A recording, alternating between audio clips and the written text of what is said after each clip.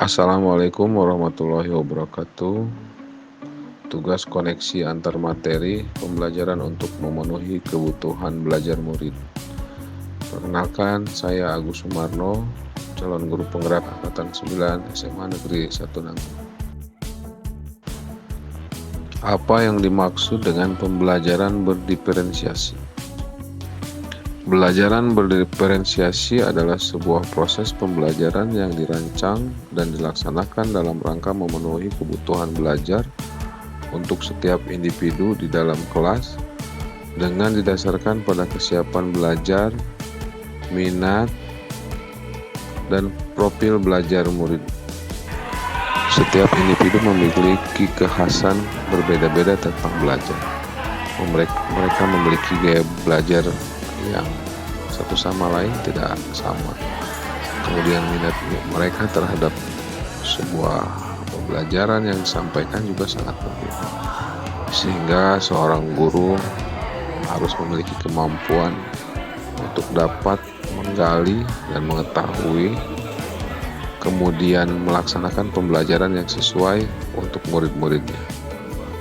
Apa sebetulnya yang menjadi karakter dari metode pembelajaran diferensiasi itu?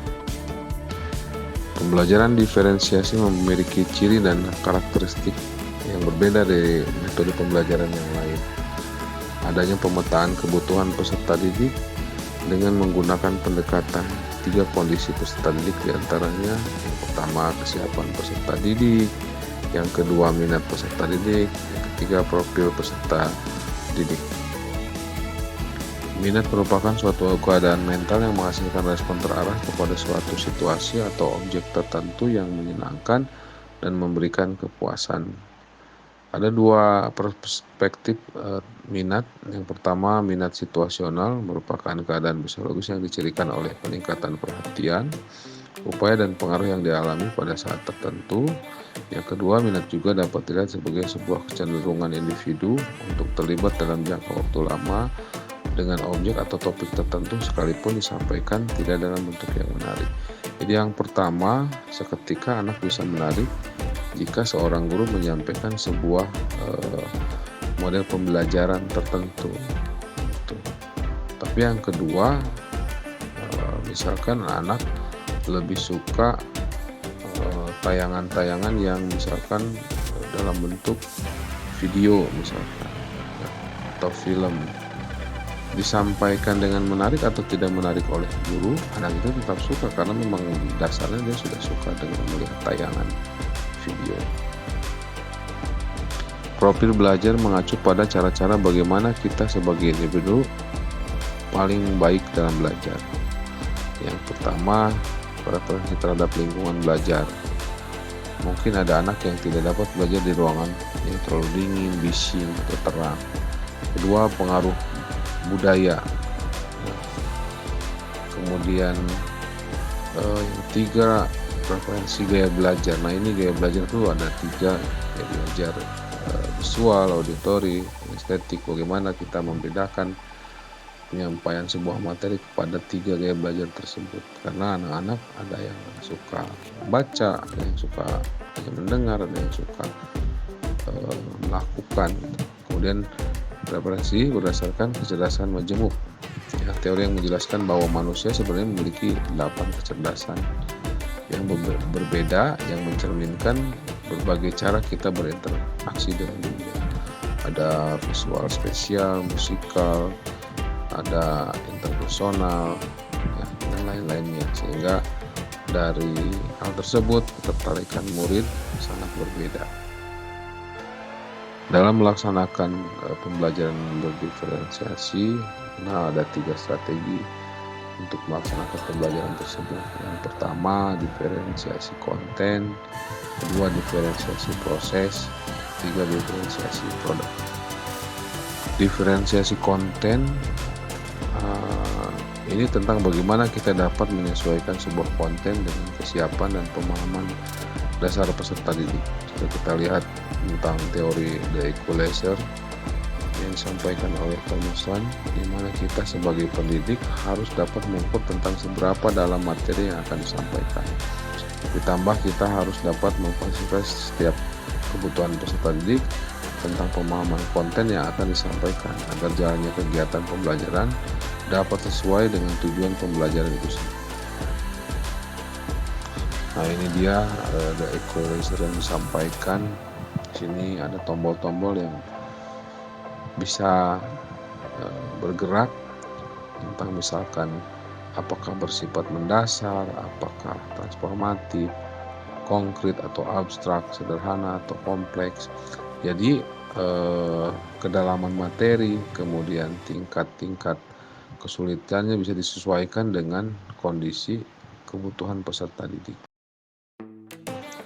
Diferensiasi proses, itu dalam metode ini kita pendidik dapat melakukan beberapa jenis proses yang dilakukan. Tentunya dalam kegiatan proses pembelajaran yang pertama, kegiatan berjenjang, di mana semua siswa diarahkan pada jenjang pencapaian yang sama, akan tetapi tingkat kesulitan dan prosesnya dapat disesuaikan dengan keadaan siswa itu sendiri. Yang kedua, pertanyaan pemandu, yaitu guru dapat memfasilitasi sebuah proses pembelajaran dengan membuat pojok pemahaman. Setiap pojok memiliki tema yang berbeda sesuai dengan karakteristik siswa.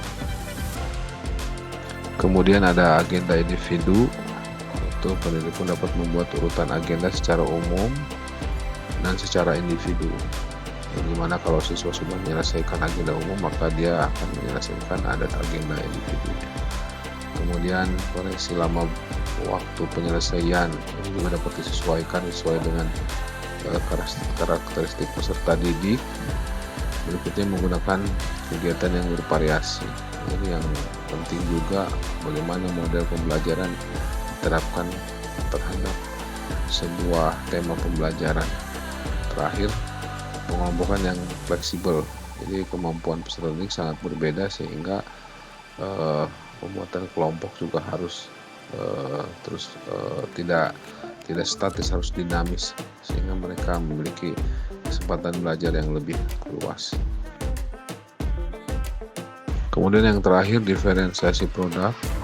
Paling penting dalam diferensiasi produk adalah tentang bagaimana merumuskan pemahaman murid akan sebuah materi dan bagaimana mereka menyelesaikan setiap tuntunan produk yang diinginkan. Yang pertama, diferensiasi dibagi dua. Antara lain adalah memberikan tantangan, keragaman dan kesulitan yang berbeda.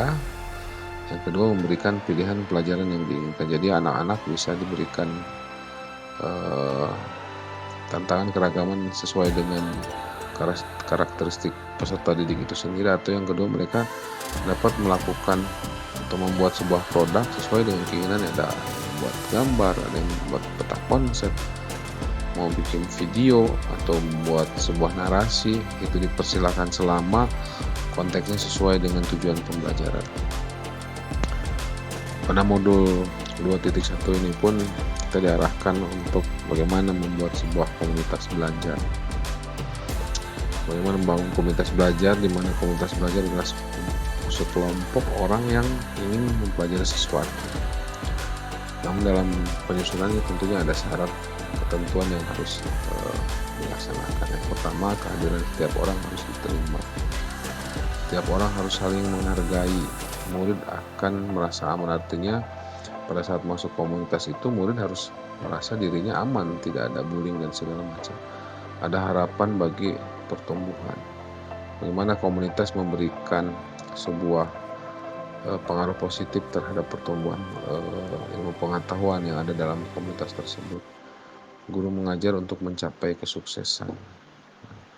Ini juga penting karena kesuksesan peserta didik lebih dari segalanya. Ada keadilan dalam bentuk yang nyata. Jadi keadilan yang dimaksud adalah bagaimana mereka masing-masing memiliki kesempatan berbicara, menyampaikan, ya, tidak hanya adil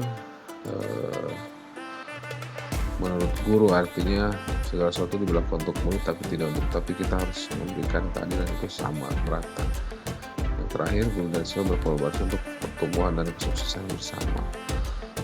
Saya pikir simbiosis mutualis, di mana guru juga memerlukan siswa saat memerlukan guru. Jadi dalam hal ini ketika dibentuk sebuah komunitas belajar, masing-masing akan mengarah kepada tujuannya masing-masing. Lalu setelah sampai pada 2.1, apa koneksi antar materi dari modul-modul sebelumnya dikaitkan dengan pembelajaran berdiferensiasi. Kita tahu bahwa modul 1 tentang pemikiran kinerja dewantara, tentang modul 1.2 tentang nilai dan peran guru penggerak, 1.3 tentang visi guru penggerak, dan di akhir modul 1 kita belajar tentang budaya positif, tentang segitiga restitusi. Apa kaitannya dengan pembelajaran berdiferensiasi? Lalu apa kaitan antara modul 1.1, titik 2, titik 3, titik 4 dengan pembelajaran diferensiasi? Pemikiran Ki Hajar Dewantara tentang kodrat keadaan dapat diwujudkan tentunya dengan menggunakan nilai dan peran kita sebagai guru penggerak. Yang terlebih dahulu menentukan visi yang jelas. Seorang guru penggerak harus dapat menentukan visi yang jelas, yang tidak terlalu mengawang-awang, artinya bahwa visi itu dapat dilaksanakan sesuai serta dibarengi dengan penerapan budaya positif dalam pembelajaran. Nah, budaya positif ini pun harus dapat dilaksanakan dan dicontohkan kepada murid sehingga akan menjadi sebuah karakter peserta didik setelah melaksanakan budaya positif tersebut.